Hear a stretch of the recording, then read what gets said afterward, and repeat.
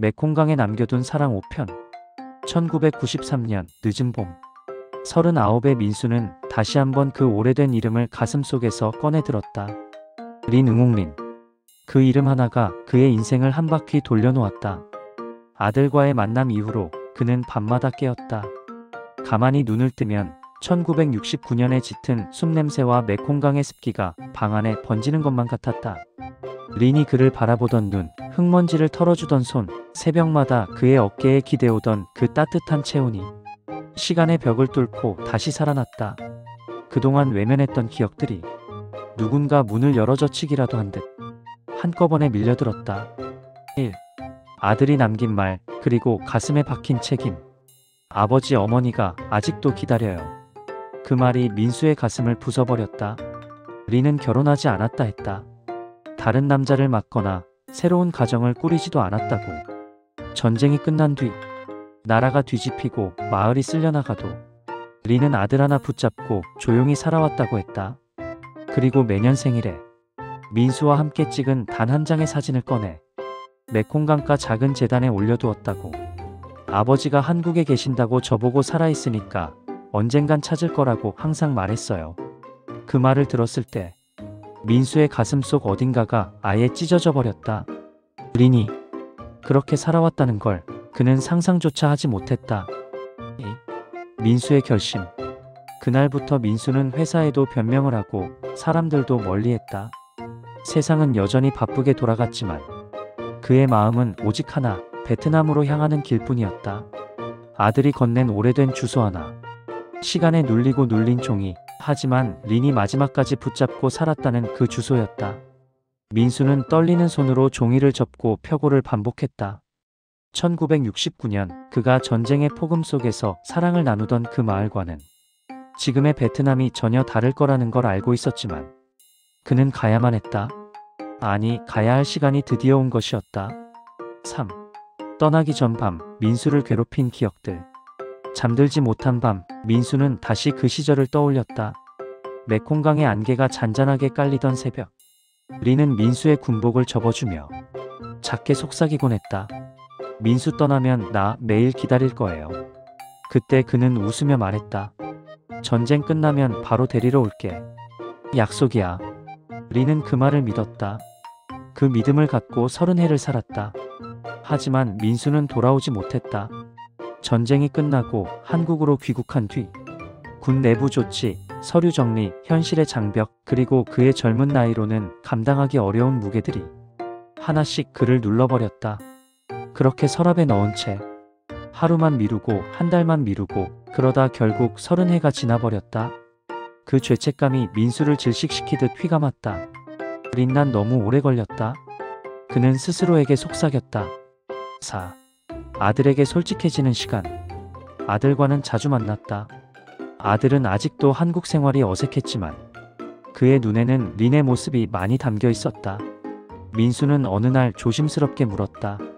너희 어머니는 지금 어디 계시니? 아들은 잠시 숨을 골랐다. 그리고 조심스럽게 말했다. 호치민에서 북쪽으로 조금 올라간 마을에 계세요. 예전 전쟁터 근처. 아버지가 마지막으로 있던 곳이라고 말씀하시더라고요. 민수의 심장은 그 말과 동시에 멈출 듯 아파왔다.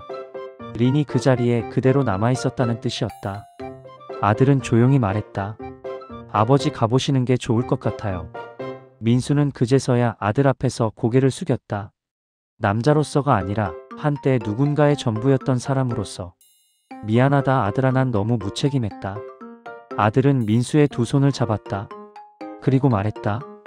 그래도 지금이라도 가면 어머니는 반드시 기뻐하실 거예요. 오. 드디어 세월의 문을 열다. 1993년 여름. 민수는 일을 정리하고 비행기표를 끊었다. 비행기 출발 시간표를 들고 주저앉을 뻔하기도 했다. 30해의 공백. 그 긴 세월을 단숨에 뛰어넘어 린을 마주할 용기가 사람에게 선뜻 생기는 게 아니었다.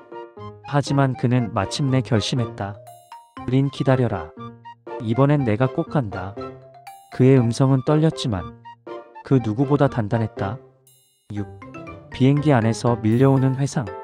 하늘 위를 나는 동안 민수는 두 손을 꼭 모아 쥐었다. 1968년 처음 린을 만났던 그날의 장면이 구름 사이로 떠오르듯 되살아났다. 상처를 치료해주겠다며 작은 손으로 그의 붕대를 고쳐 감아주던 린. 위험하다고 하면서도 밤마다 작은 등불을 들고 그에게 음식을 가져오던 린. 그리고 어느 비오는 밤 흙벽 모퉁이를 등지고 서로를 끌어안으며 세상의 모든 소리를 잠시 잊었던 그 순간.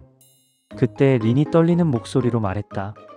민수 내 인생에서 가장 따뜻한 밤이에요. 그 말을 듣던 민수의 심장 소리까지 다시금 귀에 들려오는 것만 같았다. 7. 베트남 그 땅에 다시 발을 디디다. 비행기 문이 열리자 열기와 습기가 한꺼번에 밀려왔다. 그 공기만으로도 민수는 울컥했다. 린 여기서 넌 30해를 버텼구나. 한국에서 떠난 새 그는 처음으로 린의 세월을 제대로 느꼈다. 그동안 자신이 버린 게 아니었다. 린이 버틴 것이었다. 아들의 안내로 민수는 차를 타고 북쪽으로 향했다. 도로는 많이 달라졌지만 산의 모양, 하늘의 냄새, 메콩강의 흐름만은 변하지 않은 듯했다. 민수의 손은 계속 떨렸다. 아들은 말없이 아버지의 떨림을 지켜주었다. 8. 린의 집 앞 마지막 한 걸음. 오후 무렵 작고 오래된 목조집이 눈앞에 나타났다. 햇볕에 낡은 지붕, 대나무가 삐걱대는 마당, 그리고 문 앞에 작은 제단. 그 위에는 바래고 색이 날아간 한 장의 사진이 있었다. 한국 군복을 입은 젊은 민수, 그리고 그 옆에서 수줍게 미소 짓던 린.